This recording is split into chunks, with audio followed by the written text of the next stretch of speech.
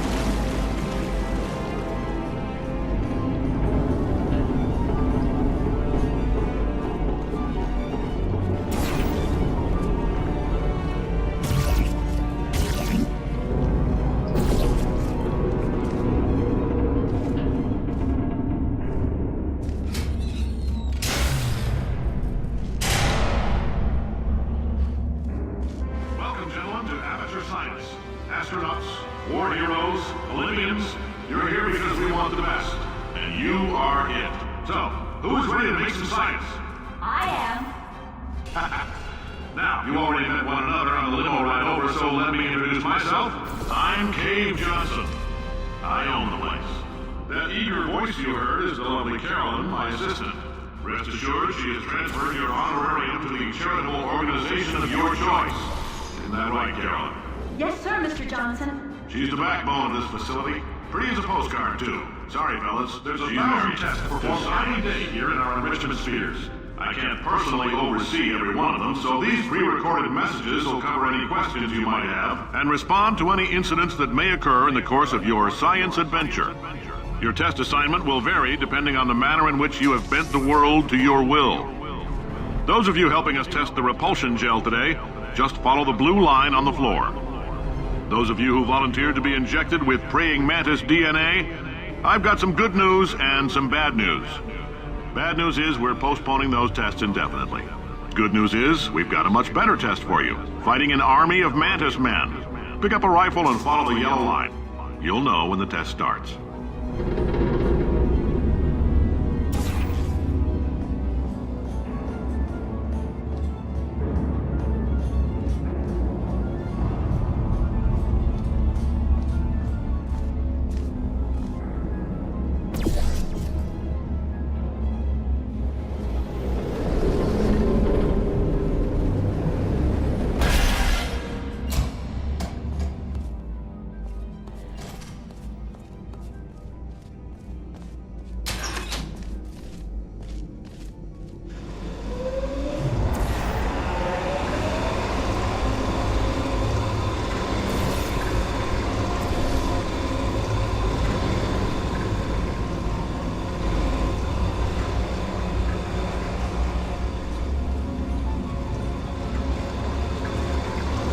They say great science is built on the shoulders of giants.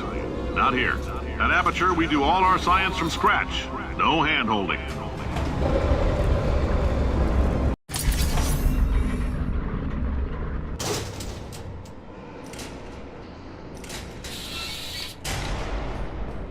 All right, let's get started. This first test involves something the lab boys call repulsion gel. You're not part of the control group, by the way. You get the gel. Last poor son of a gun got blue paint. All joking aside, that did happen. Broke every bone in his legs. Tragic, but informative. Or so I'm told.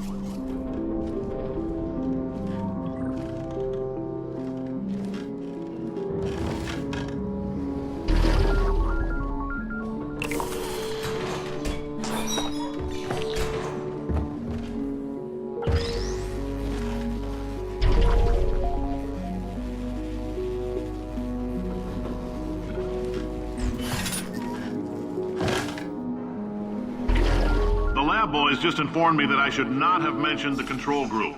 They're telling me I ought to stop making these pre-recorded messages. That gave me an idea. Make more pre-recorded messages. I pay the bills here, I can talk about the control group all damn day.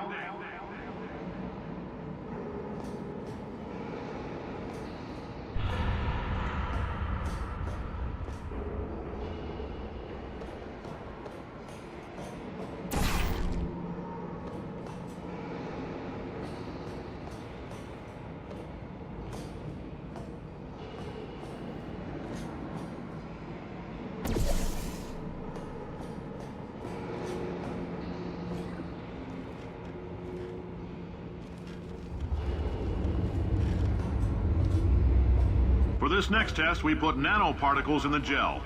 In layman's terms, that's a billion little gizmos that are going to travel into your bloodstream and pump experimental genes and RNA molecules and so forth into your tumors. Now, maybe you don't have any tumors. Well, don't worry. If you sat on a folding chair in the lobby and weren't wearing lead underpants, we took care of that too.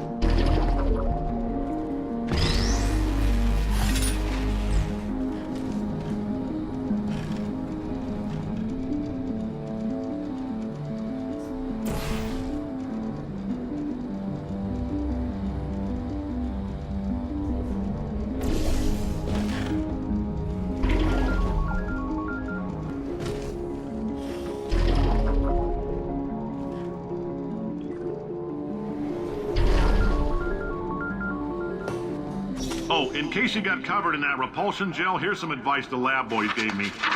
Do not get covered in the repulsion gel. We haven't entirely nailed down what element it is yet, but I'll tell you this, it's a lively one, and it does not like the human skeleton.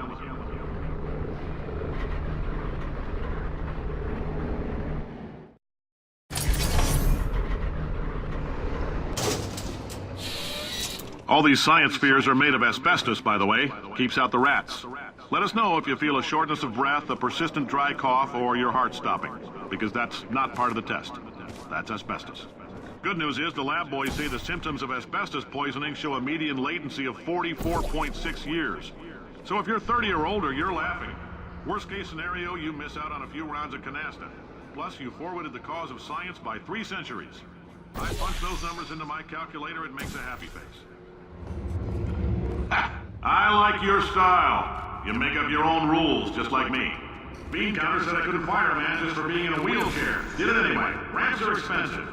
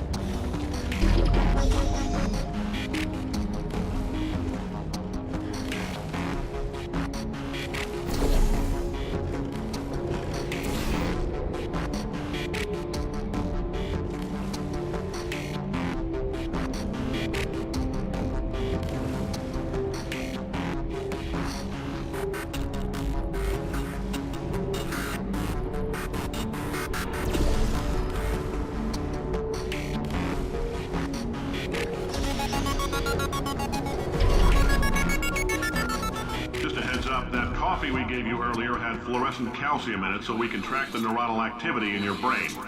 There's a slight chance the calcium could harden and vitrify your frontal lobe. Anyway, don't stress yourself thinking about it. I'm serious. Visualizing the scenario while under stress actually triggers the reaction.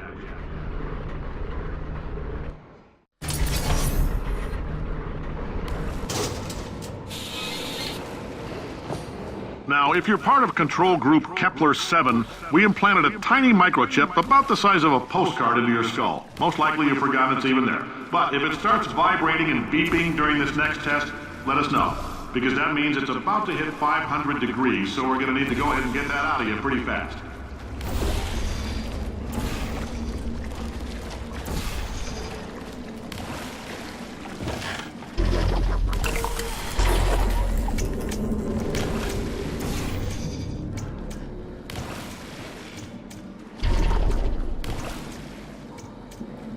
I'm telling them, keep your pants on.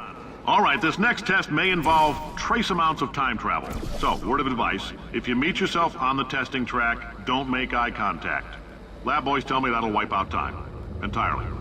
forward and backward. So, do both of yourselves a favor and just let that handsome devil go about his business.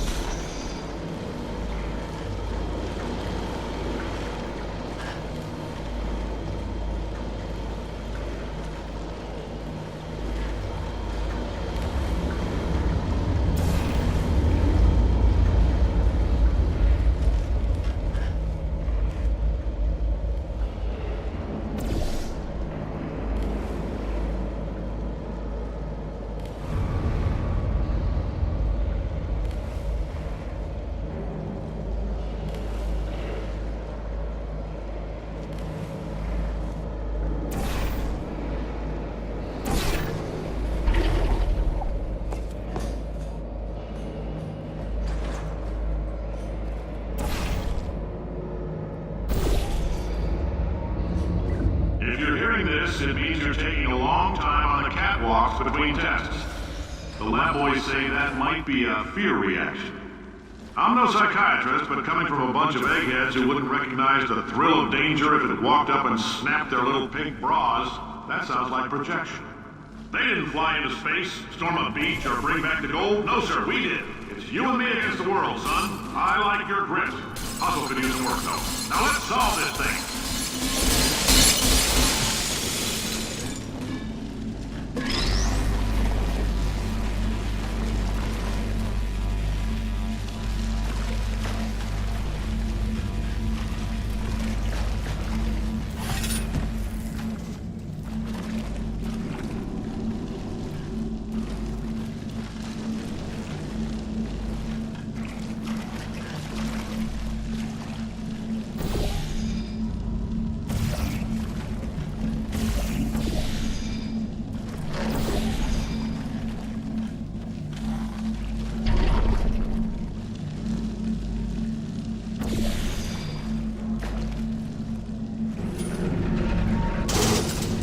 Science isn't about why, it's about why not. Why is so much of our science dangerous? Why not marry safe science if you love it so much? In fact, why not invent a special safety door that won't hit you on the butt on the way out because you are fired? Now you test subject, you're doing fine. Yes, you, box your stuff. Out the front door, parking lot, car, goodbye.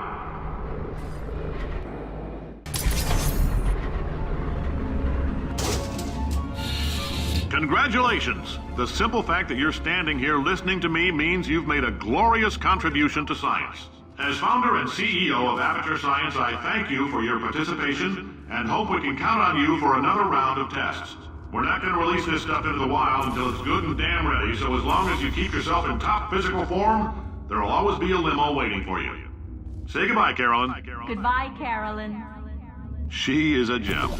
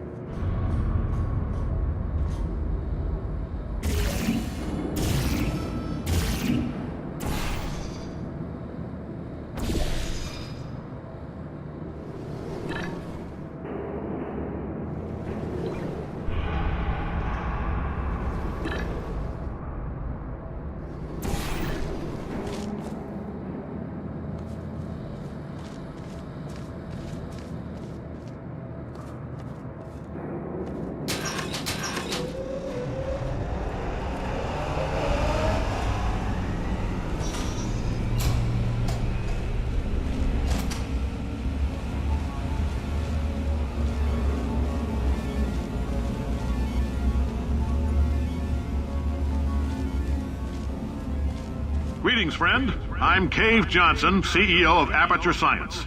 You might know us as a vital participant in the 1968 Senate hearings on missing astronauts. And you've most likely used one of the many products we invented, but that other people have somehow managed to steal from us.